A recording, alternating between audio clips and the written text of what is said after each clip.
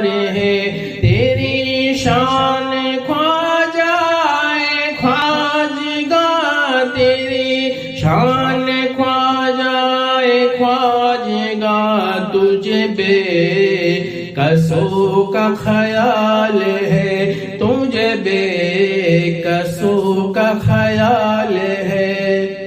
قندی رحمت اللہ علیہ مسجد بنا رہے تھے اور ایک شخص پیچھے پڑا تھا، اس سمت کعبہ نہیں ہے، اس سمت کعبہ ہے، یہ غلط ہو رہا ہے، اور تھوڑا رئیس تھا، لوگ ایک دوسرے کی باتیں سنتے تھے۔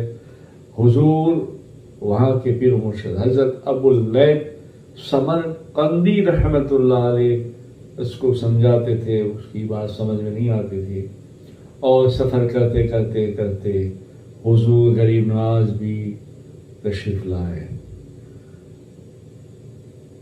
سلام دعا ہوا، مصافحہ ہوا۔ حضور نے کہا کیا بات ہے؟ کہا حضور یہ مانتا نہیں، ہم کہتے کعبے کی سمت یہ ہے، وہ کہتا ایسا نہیں ایسا ہے۔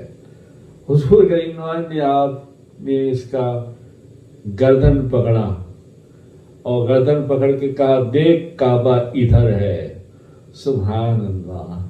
اس شخص نے دیکھا کہ کعبہ جدھر سرکار نے انگلی کی تھی، جس سمت بتایا تھا کعبہ ادھر تھا۔ سبحان اللہ، یعنی کعبہ سامنے آ گیا۔ سبحان اللہ، سبحان اللہ۔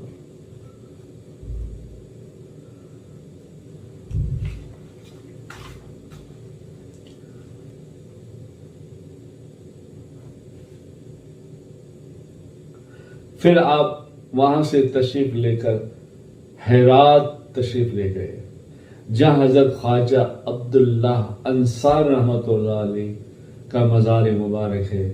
وہاں حاضری دی، رات بھر رہے، عبادت کی۔ اس مزار شریف پر خدا کے انوار کا نزول ہوتا تھا۔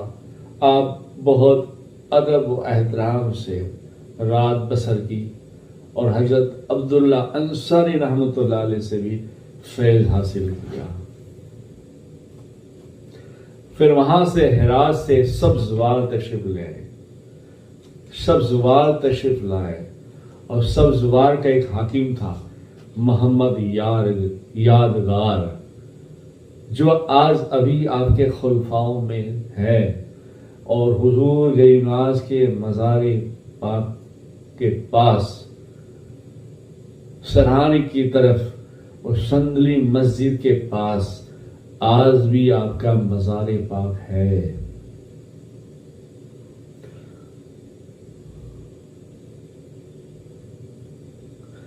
اور یادگار صاحب کو پتہ نہیں کیا تھا، اب تو اللہ کے ولی ہو گئے، خاص مقرر ہو گئے، مگر کیسے ہوئے اس بنا پر ہم بات کرتے ہیں کہ حضرت ابوبکر صدیق، حضرت عمر فاروق، حضرت عثمان غنی رضی اللہ تعالیٰ عنہ سے اس قدر زید تھی کہ جس کا نام ابو بکر عثمان ہوتا، وہ اس کے حکمان، وہ اس کے نظروں کا نشانہ بن جاتا تھا۔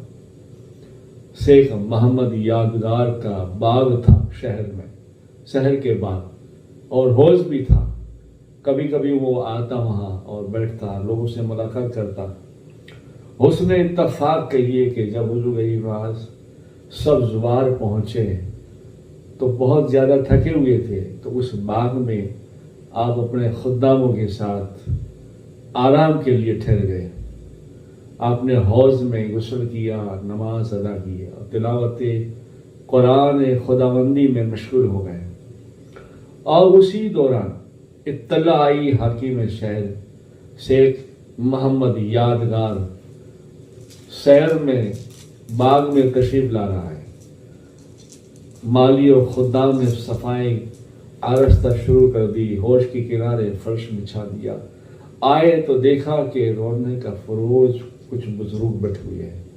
خدام چاہتے تھے کہ اسے ہٹا دیں، مگر غریب نواز کا نورانی چہرہ دیکھا تو کچھ بول نہ پائے، ہمت نہیں ہوئی بولنے کی۔ انہوں نے آپ کو کچھ نہیں کہا اور حوض کے کنارے خوشنما قالینوں کو بچھا کر ہر چیز سجا کر وہ چلے گئے۔ تھوڑی دیر کے بعد शेख मोहम्मद यादगार साहब की सवारी तशरीफ लाई। आते आते जब हौज के किनारे की तरफ पहुंचे तो मुसलमानों को देखा तो हैरान हो गए और आवाज दी कि ये क्या बात है, ये कौन है, इनका अकीदा क्या है। क्योंकि वो अल्लाह के बारे में भी अच्छे ख्याल नहीं रखता था। जब साहबियों के नाम से चिढ़ते थे तो हाँ, मगर हुजूर ने हुजूर बना दिया। हुजूर अगर हरज न हो तो आप किसी दूसरी जगह तशरीफ ले जाएं। खादिम ने आकर कहा, आपने फरमाया तुम कोई फिक्र न करो, खुदा का करिश्मा देखो, दरख्त के पीछे चले जाओ। खादिम वहां से हटकर एक दरख्त की आड़ में बैठ गया। अब क्या हुआ, और करीब आया। हुजूर गरीब नवाज को देखा तो गुस्से में कहा, अरे आप यहां से उठते क्यों नहीं?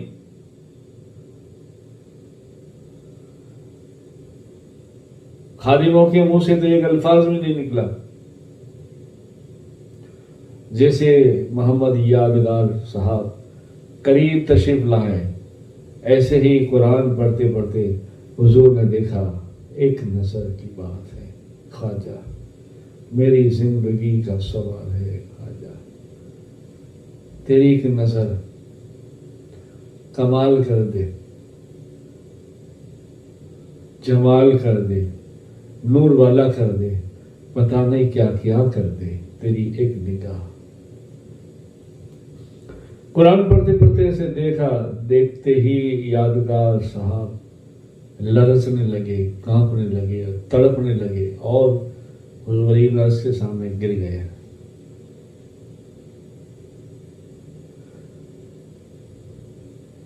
खादिम ने होश में लाने की कोशिश की, हालत बदल गई।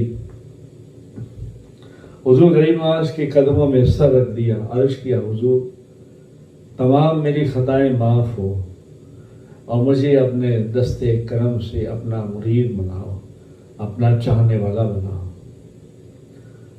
आपने शेख मोहम्मद यादगार को वुजू करने का कहा, 2 रकात नमाज पढ़ने को कहा, आपके सामने बिठाया और मुरीदी अता की।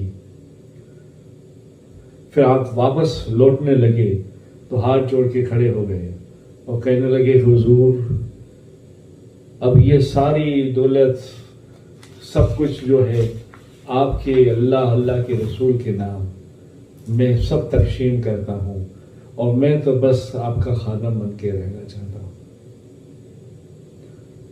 कुछ माल मिलकर फुकराओं में तकसीम कर दी, वहां पे मस्जिद बनाए, मदरसा बनाया, कोई आशिक को खिदमत के लिए रख दिया और ख्वाजा हुजूर गरीब नवाज के साथ सब ज़बान चले शेख मोहम्मद यादगार। और जो वादा किया था, जो मोहब्बत की थी और मोहब्बत निभाई, आखिरी दम तक रहे। आज भी आपके मज़ारे पाक के पास संदली मस्जिद में 25 और 26 को अक्सर रजब को आपका भी उर्स होता है और बड़ी धूमधाम से लोग मनाते हैं। फिर वहां से हिंदुस्तान के लिए रवाना हुए तो लाहौर तशरीफ लाए। हुजूर सैयदना अली बिन उस्मान अल हुजवेरी अल मारूफ हुजूर दाता गंज बख्श रहमतुल्लाह अलैह के मज़ार पाक पर वहाँ 40 दिन रहे। 40 दिन कयाम किया आपने। आपके नाम का आज भी हुजरा है जहाँ चिल्ला शरीफ किया था। 40 दिन गुजरने के बाद आपको जाना भी था, 40 दिन हो गए थे, कुछ और ऊपर दिन गुजरे तो आपको ख्याल आया कि क्या बात है, अभी तक इजाजत नहीं मिली। मज़ार अक़दस से हाथ जोड़कर दिल की तरफ हाथ रखकर मुराक़बा तशव्वुर करके हुजूर से इजाज़त तलब की कि हुजूर क्या बात है, आप इजाज़त नहीं अता करते। तो अंदर से आवाज़ आई, मोइनुद्दीन آپ قرآن جو اتنا اچھا پڑھتے ہیں، سبحان اللہ، دل نہیں چاہتا کہ ہم آگے بھیجیں، مگر یہ تو حکم ہے امام الانبیاء ہمارے نبی کا، اس لیے جاؤ، خیر سے جاؤ اور ہند میں خوب دعوت دین کی تبلیغ کرو۔ پہلے تو ایک ہی تھا، جاؤ اجمیر کیا اور خوب دین کی خدمت کرو۔ آپ نے جاتے جاتے 2 اشعار لکھے، آج بھی آپ کے حوضہ پاک پر جہاں چلا کیا تھا وہاں 2 اشعار لکھے ہوئے ہیں، گنج بخش فیض عالم مظہر نور خدا، ناکسا راہ پیر کامل ملا راہ رہنما، سبحان اللہ۔ اور آج تک سارے اولیاء اللہ، علماء کرام، سید زادے جہاں بھی جو کچھ بھی بیان کرتے ہیں یہ شعر اکثر ضرور پڑھتے ہیں۔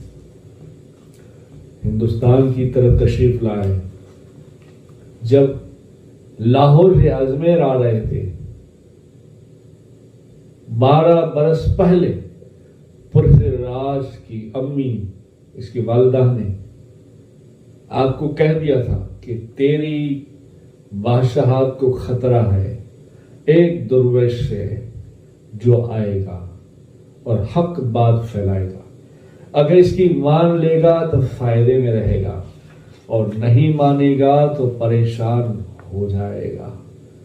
20 سال پہلے وہ نجومی تھی، نجوم جانتی تھی، ستارہ جانتی تھی، مگر حضور غریب نواز سمانا پٹیلہ پہنچے